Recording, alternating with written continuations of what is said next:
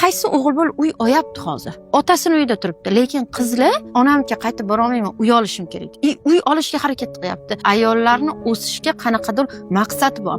Buzilayotgan tarafimiz shunda. Nega buni jonim ochib aytibman? Oxirgi marta biz Moskvaga bordik. Ustozim professor Dmitriy Yagudin aytib beryapti-da, men sharq ayollarini yaxshi ko'raman, потому что deyapti, sharq ayollari erlariga bo'ysunadi, hamma narsani qilib beradi. Erlari borib pul topib kelsa bo'ldi deyapti. Lekin oxirgi paytga kelib deyapti, men Qozog'istonda borib 6 oy yashab keldim. Buzilish ketyapti, chunki sizlarda ham erkaklar o'sha deyapti, ayollarning mas'uliyatini bo'yniga olmayapti va ayollar o'zini o'zi eplaydigan bo'lib ketyapti. G'arb sizlarga rostdan ta'sir qila olyapti. Hamma narsasi nimani hisobiga? Bizda noto'g'ri tarbiyani hisobiga, o'g'il bolalarni boshimizga ko'tarib, mamnaqa qilib, qizlarni ko'chaga chiqarib qo'ygansiz. Qiz bola institutini o'zi to'lashi kerak. O'zi institutga kirish kerak. Kirsa o'qiydi, kirmasa o'qimaydi. O'g'il bola pulga kirgiziladi.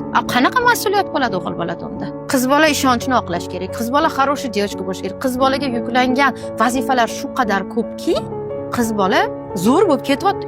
Ko'taryapti shuncha narsa. Qiz bolani anaqasi menimcha bo'lsa, o'g'il bolalik mana shu to'ldagi potensiali. Mana shuncha bilan qila olyaptim, o'g'il bola ham qila oladi. Знаешь, unda qayerdadir zakritnosti, детский pozitsiya yopib qolib ketgan. Erkaklikka hech qanaqa qarshiligim yo'q, lekin tarbiyaga da bor.